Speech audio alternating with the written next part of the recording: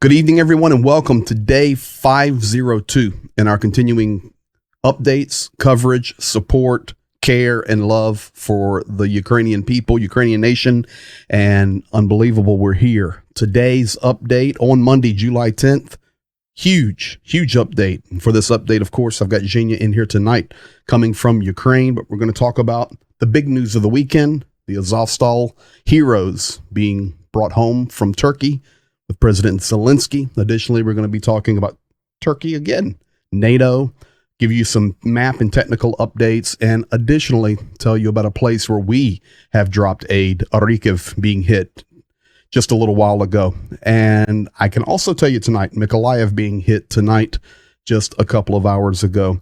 So this is where we're at, folks. Thank you for being here. Thank you for continuing to support, like, comment, subscribe, hit the notification bell, all of those things you hear on YouTube videos or other platforms. Thank you for being here. Without further ado, let me get the man in here. Good morning to you, my friend. Good evening from Ukraine. Nice to see you. You're looking good. Thank you. We went from the Levi's shirt to the New Balance, so we're going to get a heart from New Balance Ukraine tonight, so that's good. All going well. Well, let's jump right into it. Everybody wants to know, it's the title of the program tonight, an Azovstal, Azov Battalion, Heroes, Mariupol, all the early day war stories that we were covering where we really began to develop the stream have now happened, and we're here. President Zelensky in Turkey was able to bring home some of these heroes, and many of these names you know.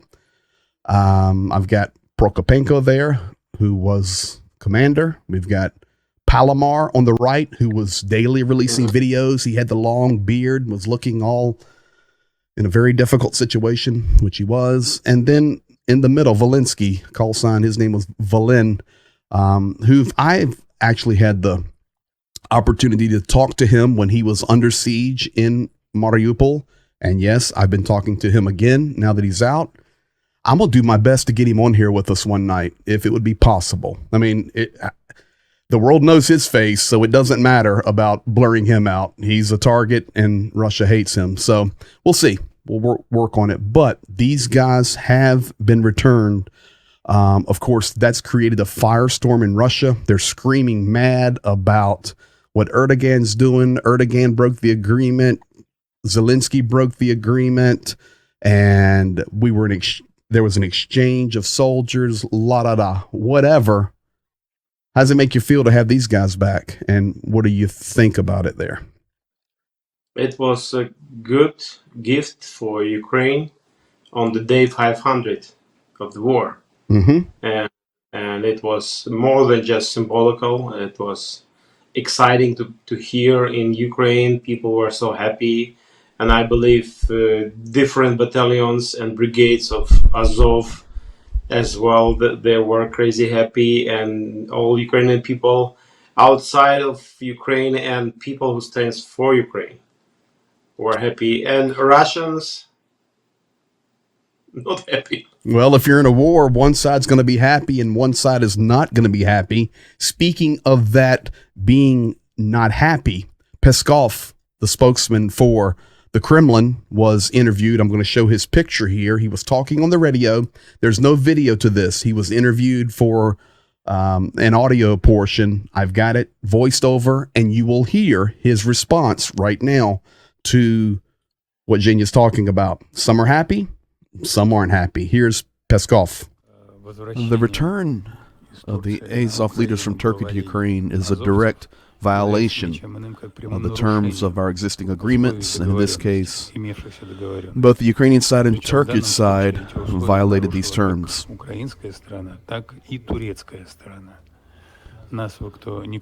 Nobody has informed us about this. And according to the terms of this agreement,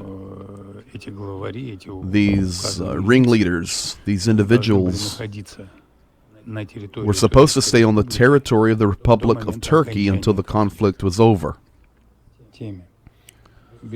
Of course, this decision to extradite the Azov leaders to Zelensky is in violation of existing agreements, and to return them to Ukraine is certainly directly related to the failures of their counterattack. The failures that the Kyiv regime troops are now facing every day. And of course, the preparations for the NATO summit are underway. And of course, in the context of this preparation, a lot of pressure was put on Turkey. And Turkey itself, of course, in this way, as a NATO member, is showing its solidarity with the Northern Atlantic Alliance. We all understand this very well, but of course, such a violation of the existing agreements does not make anyone look good. So, Zhenya, there you have Peskov. Translation there is good. A couple of words I picked up on was he didn't call it a special military operation. He called it a conflict. He called it a war. Secondly, he started throwing Turkey under the bus, but he pointed, and I think this is accurate, the timing, of course, on the 500th day, symbolic, but Erdogan on the way to the NATO meetings, and we know, and we're going to talk about them in just a few minutes, a ton of stuff has unfolded today in regard to NATO and the EU. So that's the Russian opinion on this coming out of Peskov. What did you think about what you heard there from him?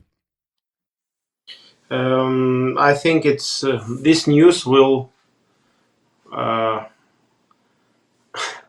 put a shadow on the other news in like what people were discussing in Russia. And it pops up and it's like, wow. People started to talk about that, forgetting about something other, because in reality we have situation in Bakhmut. Maybe we'll come back to that. And there is quite important for us because they were celebrating Bakhmut like crazy. They got it. And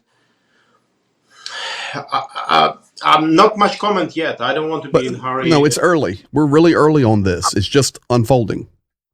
Yeah, it's good, and I believe it will means a lot for us it does. in practical, on the front lines.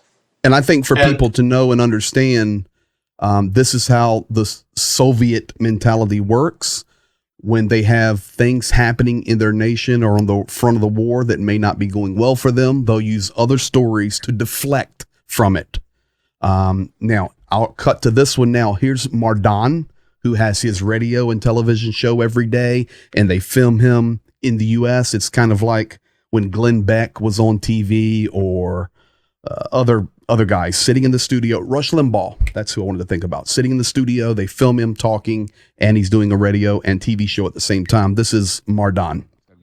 I'm trying to joke bitterly here because there are no reasons for jokes. The Azov battalion members are fascists, murderers, who've been killing Russian people in the Donbass region for 8 years. These were the guys who were taken prisoner. And it's very strange that then an exchange took place, as you remember, for a very important figure. Well, that was a long time ago and it doesn't matter, but we were promised that they would stay until the end of the war. And all of a sudden, for the anniversary, for the 500-day anniversary, the Turks solemnly give up these scumbags to the president of Ukraine, and he calmly takes them away on his own presidential plane. Here, by the way, another question immediately arises. What is the route that President Zelensky takes on that airplane? Does he fly across the Black Sea? I would not be surprised, by the way. Well, it's unlikely that they fly with transponders on, but the question is very important. And Zelensky, how does he travel by plane? How did he fly to Ankara? Just like he flew to Snake Island this morning. I checked today. I used the internet search engines. The distance from the Crimean coast does mean the island is over 100 kilometers. That is, he could have been,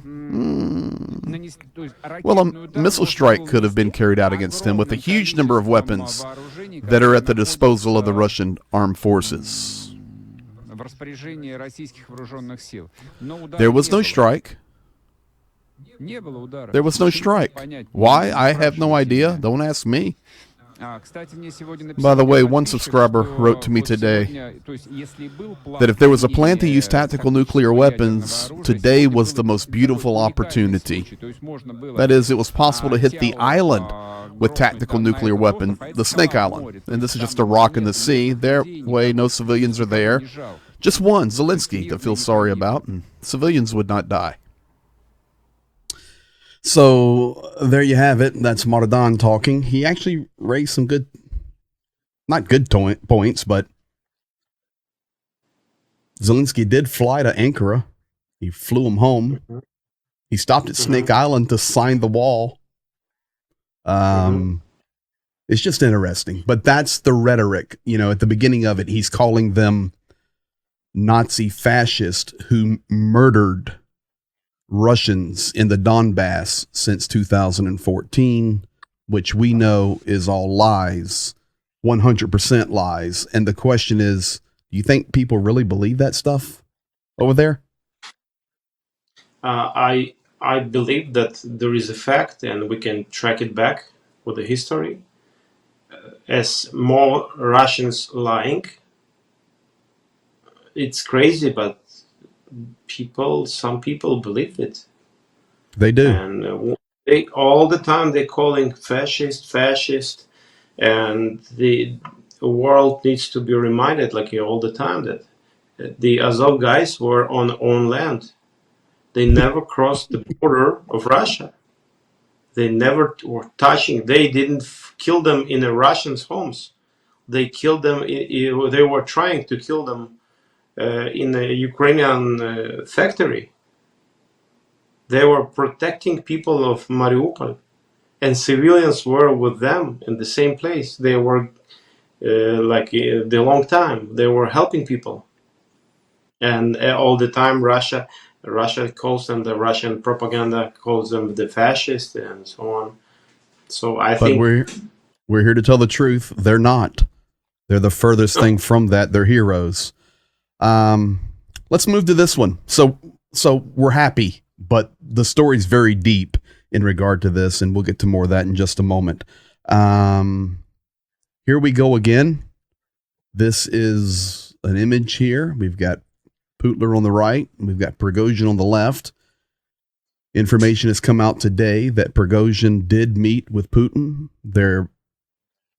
Some say June 30th, some say July 1st, some say July 5th, some say he's still there, some say that it was a 3-hour meeting and other leaders from the Wagner came and they all pledged their solidarity with the motherland and Russia, and they want to serve Putin. And the reality is, as far as I understand it, we do not know the truth, but we are fairly confident that Prigozhin did meet with Putin. What came from that and where Prigozhin is right now, as we understand, he's not in Belarus right now. He's either in St. Pete, Moscow, the Kremlin. I don't know, but the fact is quite crazy. So Putin was discussing something with a traitor. He called him a traitor. And just a short time ago, yes, he said he was sending an army, a Russian army, to kill Prigozhin. And now, after all of things he canceled, he changed his mind, or I don't know, and people are okay with that. And what about the laws? Nobody cares, but Putin now is having a coffee time with Prigozhin. Yeah. Listen, this is Russia. This goes back to what you and I did a few weeks ago on the stream when everybody got mad at us when we said, don't believe it. I don't care what they're doing. Don't believe it. There will be a story about it. Then it comes out, well, everything going according to plan. Now, well, they're going to kill Prigozhin. They're going to kill Prigozhin. Well, how's that working out for you? Now he's having tea with Putin. What'll come from it? We're not going to speculate, but we told you, please stick with us. This is their mentality. This is that Soviet mindset, and you can't believe anything until after you have a fact that you can evaluate and prove. Up until that time, it's all smoke and mirrors, everything. Yeah. Speaking of smoke and mirrors, here in the United States, we've got a little problem. Putin, and there's Biden on the left, who's now at the NATO meetings in Vilnius. Really, really weak leader. As far as, you can talk about the chaos of Putin all you want, but he has an iron grip on what he's doing. Our guy on the left there, and I bleed red, white, and blue. Got the flag over my shoulder here. Love my country, but very sad at its condition right now. Our president made a big snafu, and walking out, he was thrown a question. Why are you now sending cluster munitions to Ukraine? And walking out the door, he says, because we've run out of ammunition. Why do I have this picture up here? Because this is the game that Putin plays. It's the long game. He wants to disrupt other nations. He wants to disrupt. He's going to push buttons right now on Turkey because of what's happening. He's going to push buttons on NATO and just let the chaos continue while every day Ukrainian civilians and soldiers are being killed every day. What is our president doing? I'm sorry, but this is what he did. Mr. President, any update on the cocaine? Mr. President, on cluster munitions, why now? We've run out of ammunition. Watch one more time. He said, why cluster munitions now? The reporter said, because we've run out of ammunition. Mr. President, any update on the cocaine? Mr. President, on cluster munitions, why now? We've run out of ammunition. Let me tell you something. I don't care about any speculation, any theories, whatever. Putin loved that statement. We've run out of ammunition. Now, I'm not even sure he knows what time it is. I can talk about my own president. You don't have to do it. I'm not even sure he knows what time it is, but I can tell you one thing. You do not say that, period. No, I didn't want to tell anything about your president. I know the Putin, you're right, that the Putin will be happy because for his nation and for in his words, he has more than enough munition. This is it will take 2 or 3 days, but mark my words, the propagandist, the Kremlin, will take the video clip that was just shown that the whole world sees, and they will plaster it. Look at our strength. Look how America has fallen. They're out of ammunition. So they're going to send their clusters to Ukraine to fight us. This is a war against NATO. This is a war against America. It's what's going to happen, and you're going to see it over the next few days. So that is a major failure on the part of our president. Now, another story here that we've been watching is this one, Gerasimov Teplinski. People wondering, would Gerasimov be eliminated? He's not. He's now the chief of staff and was actually on the video today with doing his job and reports. He's been replaced by the Air Force General Teplinski in the battle zones in Ukraine, and Shoigu is still in his position. And as we talked about 5 minutes ago, Prigozhin's having tea in the Kremlin. We called it. Sorry. Teplinski is one of the new heroes, let's say, the new names. What do you know about Teplinski? And it was like at once he was rewarded for some achievements, let's say, some results on the war, and in Bakhmut, especially that area. And now he's like taking the position, and maybe with more trust. It's like, let's say Prigozhin was a hero who is fighting on the battlefield and the leader there. And now they point on Teplinski that he was a fighting there in this war, and he was on the battlefield. And now he is one of the main responsible people. The other thing is, the only one we haven't seen is Sorokin. So we don't know about him, but we can tell you, as we told you would happen most likely, they're all still there. And we'll see. All we can do is watch, let the facts unfold. So, Zhenya, let's get some tactical updates tonight. I'll let you do this. Here's Bakhmut. Two images here. On the left, you've got the southern flank of Bakhmut. And on the top, the red box is the northern side.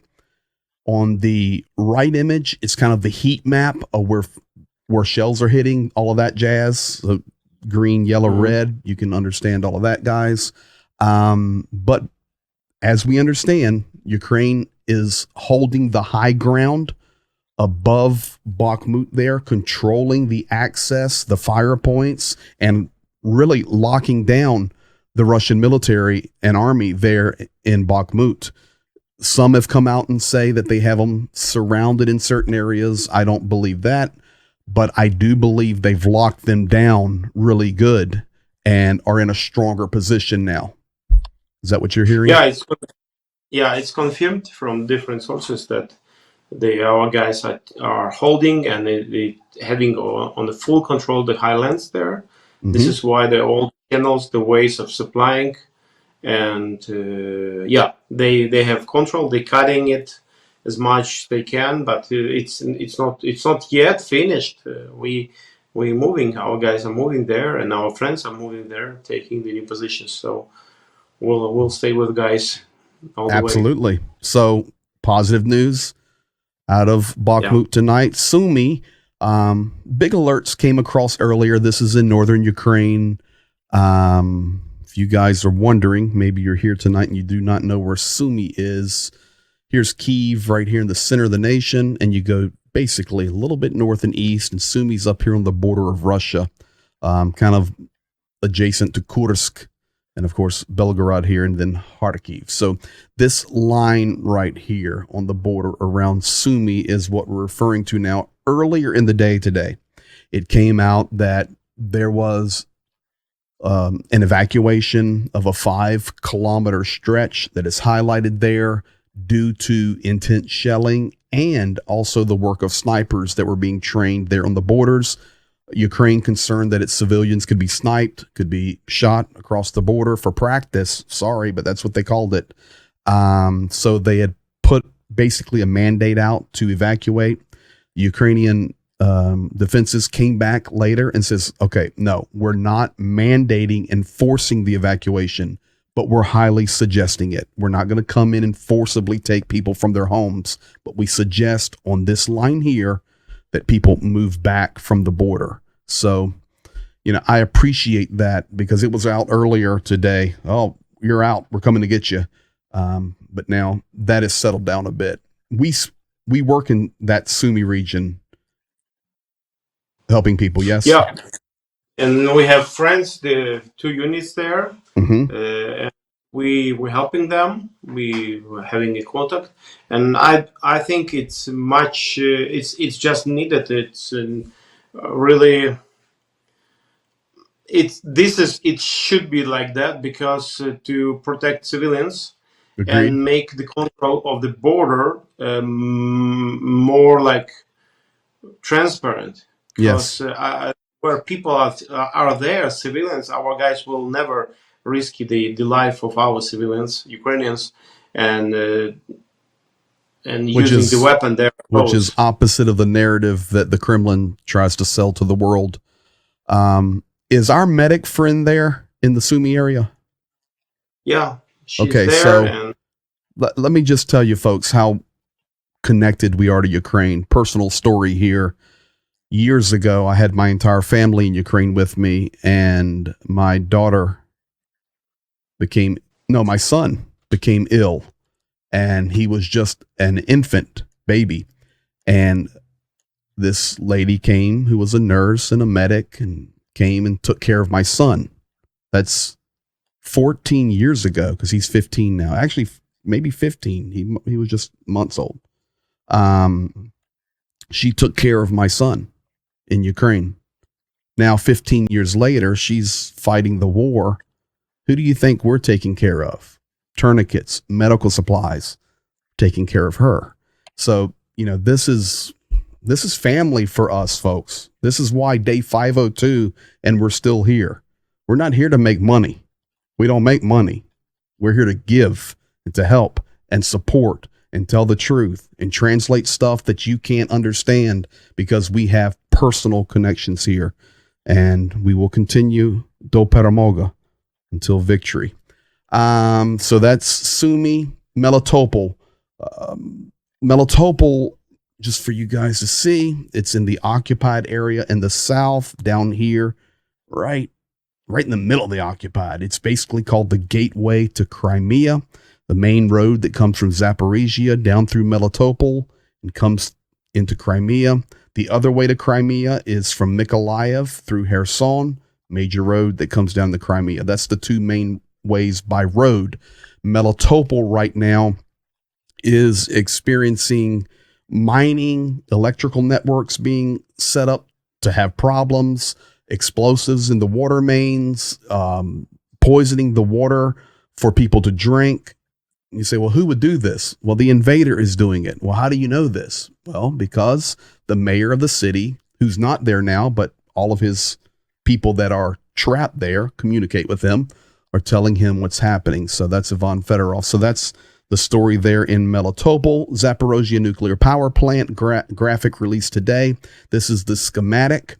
The 6 rectangles up at the top are the 6 reactors.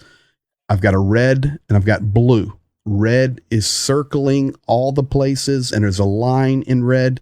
These are all the places where Ukraine's intelligence and others have identified mines where they're placed on these reactors, where machine gun turrets are, just how intensely that place is set up for a disaster. Finally, last couple of things here. We come to Orikov. Today, Zhenya, you tell it. I've got a video here I'll show in a second. So what happened in Orikov? People, civilians who cannot leave the place, like the Orikov, and surely the people, volunteers are bringing the help the way we do, and they got there, and it was a place where people were living, the houses. They came out to get humanitarian aid on a certain place, and Russians, they saw it with the drones probably, and they used the drone, not the bomb, like they could guide. They struck it with a guided bomb off a plane. Guided bomb right there, right to this place, to the people, to the center of humanitarian help. Yeah, and this is special for us. Take a peek at this. This is just some video from the police. And at the end, you're going to hear a guy's voice. Zhenya, his face is not on there, and this doesn't need to be translated. This is just for you guys to look at and see. This is what happened at Orikov today. But the guy's voice at the end, I'm 99% sure, because I looked at our video, he's the same police officer that was driving us around. So here's Orikov.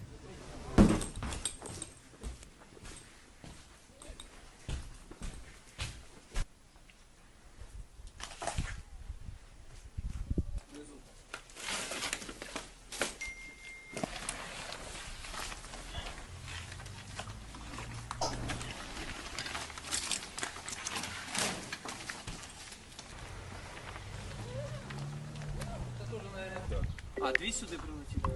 Ну они ж парами. Ні, просто ми почули вообще 3. Мы тоже Потому що 2 возле нас, одна, там походу, где-то тут была.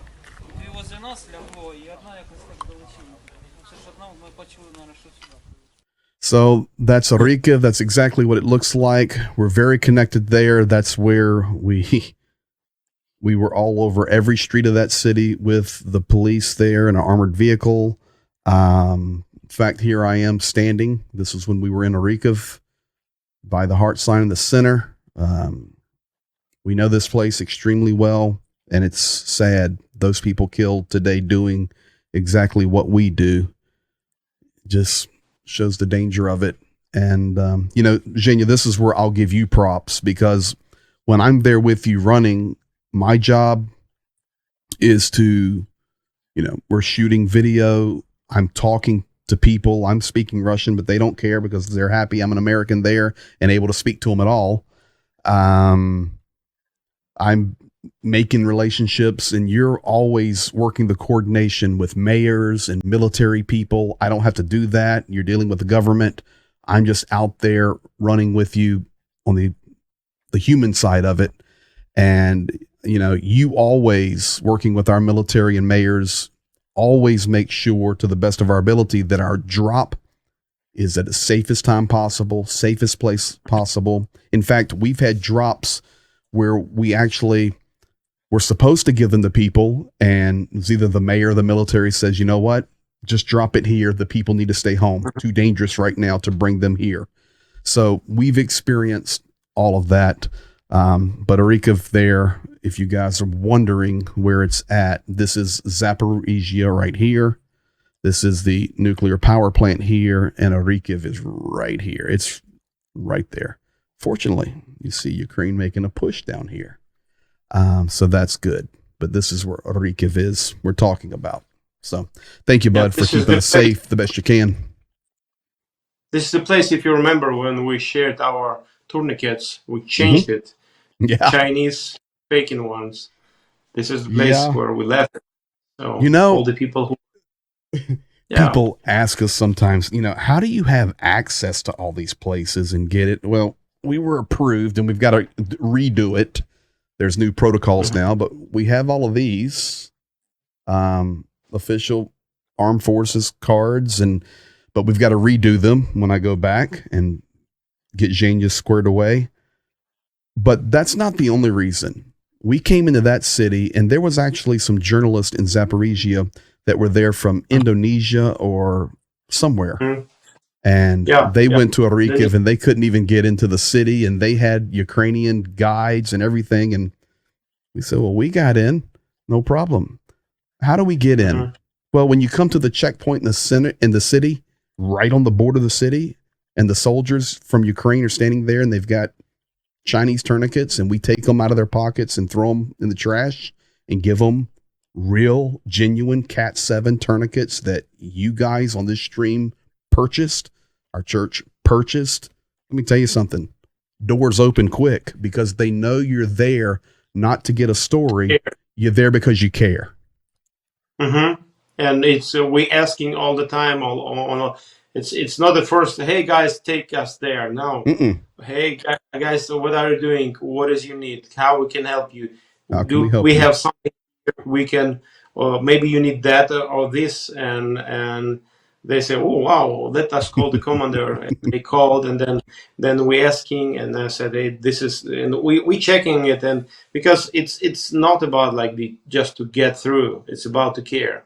And it is. This in all the place. If we have something, we're giving out. Well, I got news for you. We do it because we care and we support the cause, and it's right and it's not wrong.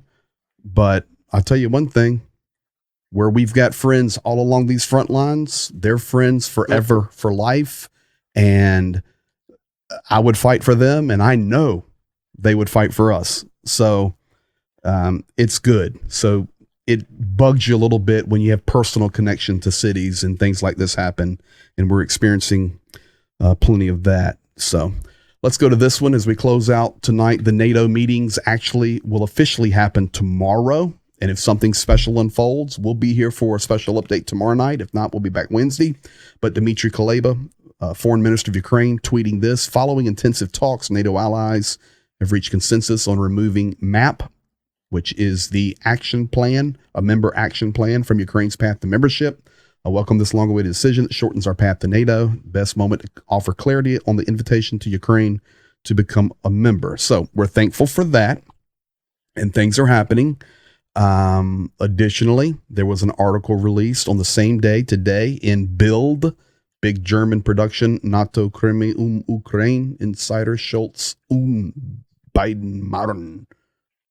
Basically what that says is It doesn't matter what the NATO nations say. Joe Biden and Olaf Scholz will vote against Ukraine coming into NATO. And if the United States and Germany are saying no, it doesn't matter. It only takes one to say no, and it's not Estonia. We're thankful for those bulldogs. It's not even Poland, that big nation in Duda. When it's U.S. and Germany, forget it. So the main points from this article today is Zelensky wanted to make a public appeal to accept Ukraine into NATO from the podium of the Vilnius summit, but the United States and Germany blocked it. Zelensky will be attending as of this moment, but he will not be giving the appeal for NATO from the podium. President of Ukraine was disappointed at the denial. Yes, recognition may take years, and the war with Russian Federation must first be ended. Nevertheless, this could be a first step. Ukraine's accession to NATO is supported by the Baltic states, which is Estonia, Latvia, Lithuania, Poland, Bulgaria, Romania, Sweden. Look at the next one, Turkey and France. The United States and Germany are opposed. They block decisions and put pressure on the other countries. Berlin and Washington want to sign a declaration that hardly goes beyond the one made in Bucharest in 2008 with Ukraine. That is support for the general course in NATO without any specifics. And this is a source from the diplomatic courts in the Bild article. So this is where we're at. I think it's accurate. There's no way Ukraine is going to be a full NATO member while they're at war with Russia. There will be arms. There will be a pathway for the future, but no way. So we're thankful for the map being gone, but we're thankful Turkey saying yes. But Yeah, but at common we see it would be more understandable the opposite if we would have some countries like small countries like have no like clear view to this, but not the leaders of supplying. well, there Helping. you have the two. I mean, to be honest, you have the two superpowers in NATO, and of course, the United States being the superpower, and then Germany, folks. I know we have a lot of history with World War I and World War II and all that, but folks, Germany is powerful. They're big and they're very rich, very wealthy. It's a beautiful nation, but they're going to be no on the NATO. And that just, it's my opinion is it's they can't deal with Putin. Turkey, the one that released the Azov, Erdogan, 36 years they have waited. Erdogan demands Turkey's entrance to the EU in exchange for allowing Sweden to join NATO and be positive towards Ukraine. The country's president made this statement and immediately boarded his plane to go to Vilnius for the summit. He is there now. Turkey submitted an application to join the EU. This is not NATO, folks. This is the European Union in 1987, and in 1999 received the status of a candidate 24 years ago. Negotiation began in 2005, stalled in 2016. So here's what's happened. Erdogan releases Azov. Erdogan hosts Zelensky for a quick meeting. Erdogan says, we're going to continue to help with the grain deal. Erdogan gets on a plane, goes to Vilnius. He says, hey, we helped Ukraine. We sent home their heroes. We're helping with the grain deal. We also will unblock Sweden and their accession to NATO. We will vote yes now. And that's just breaking within the last couple of hours. So put us in the EU. This is what happened, folks. That's the deal. So we'll see. I think it will be some of the countries will. It will be political situation. They will not allow them yet for the Turkey. This is my thoughts. I think. Well, we'll see. We'll see. Hey, bud. Let's be honest about this thing here. Here we believe that a lot of this is connected for bigger things, and we'll close out with this. It pushes us to the last statement. My last thought tonight is actually, I still believe this is a holy war. And what I mean by that is it's a war over principles, beliefs, end time things. I'm not a conspiracy theorist. I hate conspiracies, but there's a lot more at play here than just a war in Russia and Ukraine. You've got China over here. You've got Iran. You've got all the stuff that is happening down here in Israel. You've got Syria, which is going crazy right now. You have this nation of Turkey right in the middle. You have the war with Ukraine directly above it.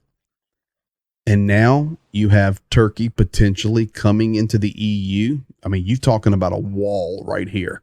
And I do believe that eventually there will come a time where there will be a march, and this is what the Bible says, directly from the north to come down against Israel.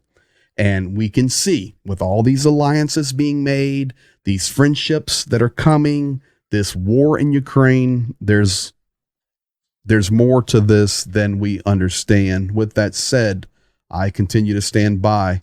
This is a holy war, and that man back there, Kirill, pushing the buttons of Vladimir Putin. I want to show this one clip, and then we'll get your comment, and we'll get out of here. Here's a couple of priests in Russia talking about the war. We have not yet gotten rid of the lessons of the Soviet era.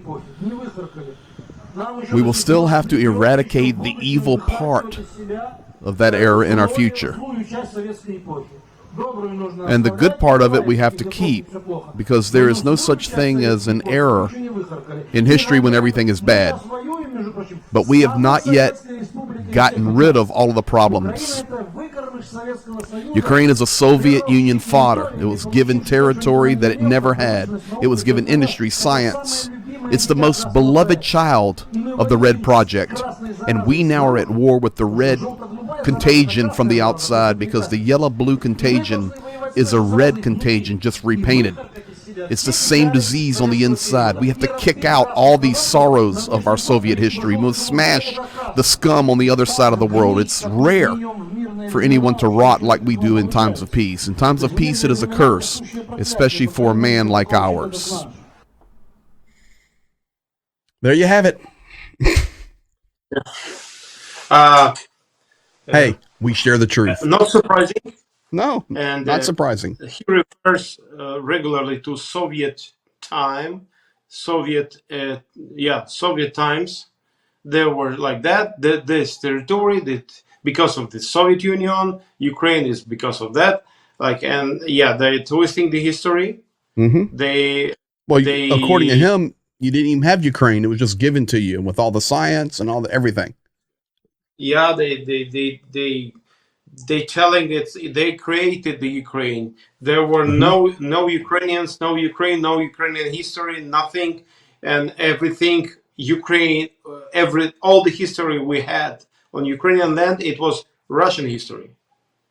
Ukrainians are not about that, and it's a long story, but we have to understand, they will be using the priest and the spiritual message, because it's if you will check the progress or evolution of Putin's speech during the 20, 25, 30, he was changing, and it was becoming more and more using spiritual symbols, speeches, referring to some like spiritual things, like a history, spiritual history, and because it somehow it gets to Russian hearts and the nation, or is something important. It's a holy war. Now it's everywhere, and we have to be ready, for that in the future as well. So it goes together, Russian propaganda as it was in the Soviet times. 20 years ago, what you're referring to, his speeches never mentioned anything with like a biblical principle or a Christian principle. Now, every speech, he'll make some reference to, we're standing for righteousness, or we're standing against the evil of the West as they have chased after values that are not Christian. So, folks, this is why from basically or very early in the war, we've called it a holy war. And listen, it's all been holy wars throughout time. So doesn't mean they're holy. It's an unholy war, but it's evil. That's where we're Putin, at. even when he was mentioning the nuclear war, Mm-hmm. he said, we are not afraid because in case we will use a nuclear, we will go to heaven and they will just die. Correct. Die. We'll go to heaven. I remember we played that speech. That's right. Yeah. Well, bud, that's a good update. A lot of things today on day 502. Thank you for being here, as always. Thank you for helping. You're welcome. We stand with you until victory. Last thing, we got a kids camp going right now. Yes, and How many kids we got down there at the camp? We can't tell the location. this moment we plan to have. At this moment, we have 30. 30 kids. And Awesome. we will have 45, 50 in the first week, and then there will be the second week as well. And there are people coming from different places, refugees, the kids from the families who lost their homes, and they were like running from the Russian invasion there, Mm-hmm. and now they got a shelter here in the Khmelnytsky area somewhere, and we paying for them. Going to give them a summer camp. And Yeah. you guys that are here supporting the work we do not only supply aid to civilians on the front lines and military aid and tourniquets and medical supplies. We even do our best to help kids and give them a normal summer camp. Instead of listening to bombs drop, they can have fun swimming and doing normal things. We also will have another camp we'll be supporting down toward Odessa. So how do we do all this? It's from you giving. Hit the links there, join the Patreon, hit the links in the description. You can see what we're doing. Just look at the list. We appreciate all of you. So, all right, buddy, have a good night. Get some rest. Talk to you later. Thank you. And here is Heart. Heart from Ukraine. You know what we haven't done in a while? Yeah. I hope you remember. A good night to all. To all, a good night.